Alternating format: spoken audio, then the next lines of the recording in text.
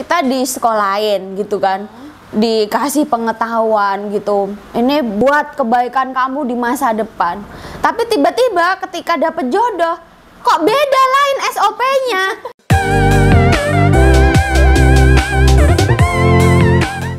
Terus Kak, gerakan perempuan dan juga perspektif perempuan ini kan seolah-olah memang menjadi isu yang setiap kali digulirkan kan, dan seolah nggak akan pernah habis lah katakanlah.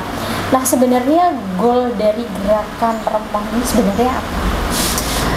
Goal dari gerakan perempuan ingin mewujudkan dunia yang lebih aman, yang lebih nyaman, yang lebih ramah, yang lebih setara buat semua orang gitu. Jadi kalau laki-laki boleh sekolah, perempuan juga boleh sekolah tanpa ditanyakan kamu perempuan gitu.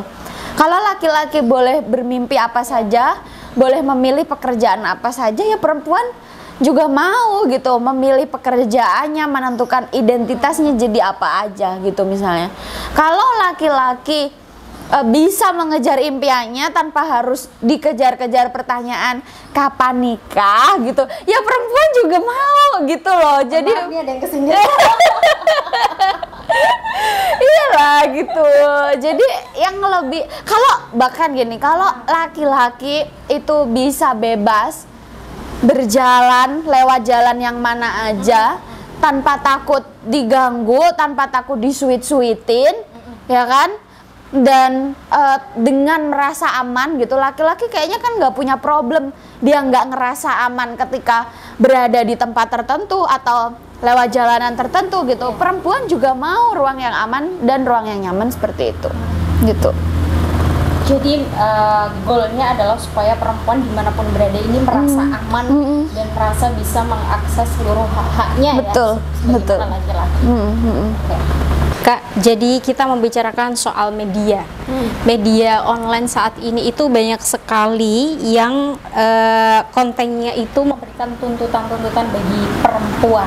Misalnya kayak berapa dosa istri, dosa jariah istri atau seperti itu. Seorang istri harusnya seperti ini. Nah, bagaimana tanggapan Kak Kalis yang media yang paling baru dong? Hukum memakai BH. Oh iya, di depan laki-laki yang bukan mahram ya. Gimana tanggapannya Kak terkait media-media seperti itu? Atau memang kita, kalau saya lihat dari Kak Kalis kan banyak lebih menanggapi dengan selingan-selingan humor. Jadi tidak harus selalu serius gitu menanggapi media-media yang seperti itu. Itu kuncinya seperti apa Kak? Ya, yang pertama problemnya adalah itu media-media yang membicarakan perempuan sebagai objek ya, yang tidak pernah mengontenkan perempuan sebagai subjek. Itu menandakan bahwa konten kreator itu ya kebanyakan laki-laki gitu. Ya, aku mau menyindir ke perempuannya nih gitu ya. Jadi karena konten kreator atau admin Instagram di mana-mana yang terutama konten-konten agama itu adalah laki-laki, ya akhirnya dia ketika bicara tentang perempuan itu ya perempuan sebagai objek, perempuan sebagai yang dibicarakan gitu. Perempuan bukan yang berbicara gitu kan. Dan ada lagi yang disebut dengan male gaze. Jadi male gaze itu adalah pandangan khas laki-laki ketika mengomentari perempuan gitu ya. Sehingga betul, sehingga yang dibicarakan ya tubuhnya aja gitu. Lupa kalau perempuan ini bisa mikir loh gitu ya, makhluk berakal. Perempuan juga punya peran gitu kan, menjalani banyak hal gitu di dalam hidupnya gitu. Tetapi ketika itu sampai kepada laki-laki yang tradisional, karena tidak semua laki-laki juga gitu ya, gitu. Betul, dia tuh sibuk aja yang dibicarakan itu lekuk tubuh perempuan lah gitu, pakaiannya perempuan gitu, terus apa yang tidak boleh untuk perempuan, apa-apa dikira menggoda dia, padahal itu kan kayaknya GR banget gitu ya. Dia itu ngerasa bahwa segala hal yang dia lakukan dan kita lakukan tuh kayaknya buat dia kan hello gitu loh. Kita sibuk buat diri kita gitu ya. Kita pakai bedak buat diri kita dikira menggoda dia gitu. Kita pakai baju buat diri kita dikira menggoda iman dia gitu. Kayaknya kenapa hidupnya selalu tergoda gitu kan pertanyaannya gitu. Yang tergoda dia, yang disalahin kita. Iya. Nah, jadi kembali lagi gitu bahwa saya justru di sini akan berbicara butuh lebih banyak perempuan yang tampil di media gitu, baik sebagai perencana maupun yang mengeksekusi gitu, sehingga itu menjadi representasi perempuan-perempuan yang membicarakan dirinya sendiri dan juga membicarakan peran-peran yang dia lakukan. Jadi memang harus lebih banyak lagi perempuan yang berbicara di media dan lebih banyak lagi yang berperan. Masalahnya kadang-kadang nih nggak cuma perempuan, nggak cuma laki-laki doang yang memandang sebelah mata perempuan, tapi kadang-kadang perempuan juga memandang sebelah mata perempuan itu sendiri gitu. Gimana sih caranya melakukan pendekatan ke sesama perempuan gitu Kak, yang belum punya perspektif pemikiran yang terbuka gitu. Dan kadang dirinya sendiri juga merasa nggak layak, ya kan?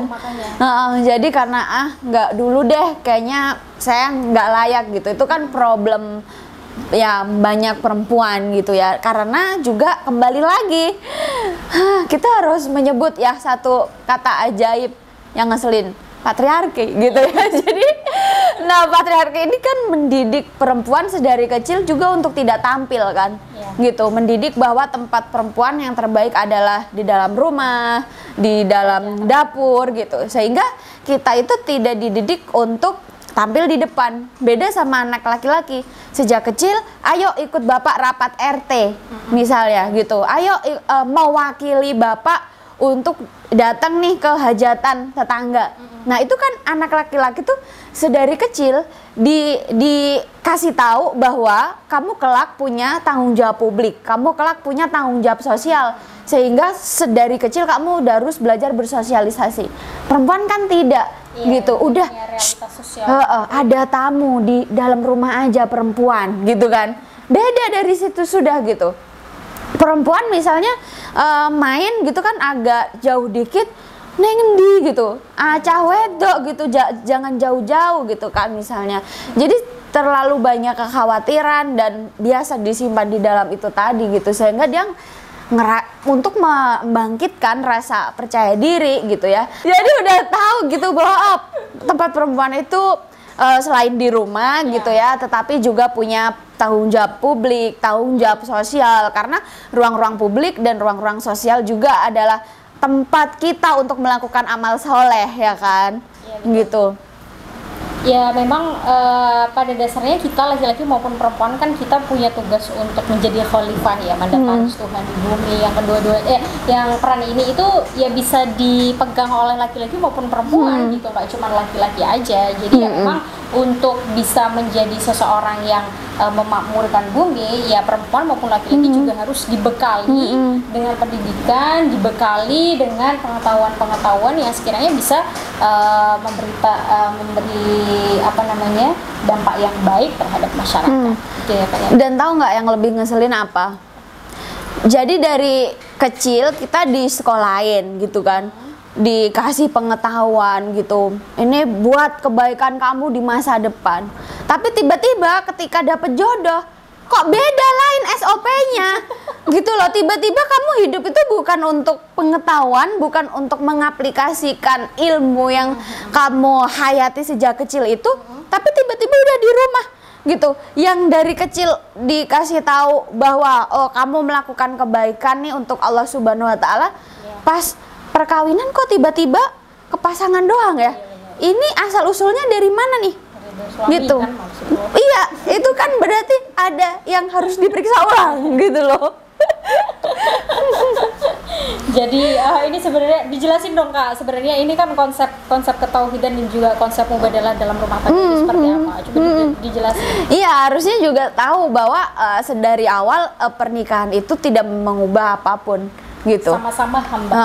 Betul. Yang tidak boleh menghamba kepada sesama hamba. Gitu. Jadi sebelum pernikahan kamu adalah orang yang keren, bisa kemana-mana, bisa berkontribusi di banyak tempat gitu. Seharusnya pernikahan itu kamu udah punya partner, harusnya partner kamu itu menambah tenagamu gitu loh, bahkan menambah modalmu untuk sebaik-baiknya kemaslahatan itu gitu, untuk menambah apa tadi ya, menambah peluangmu gitu.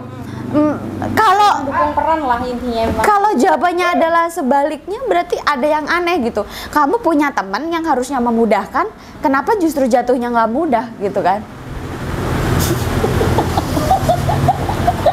Oke guys, keren banget pokoknya. Kalau mendengar penjelasan dari beliau ini super.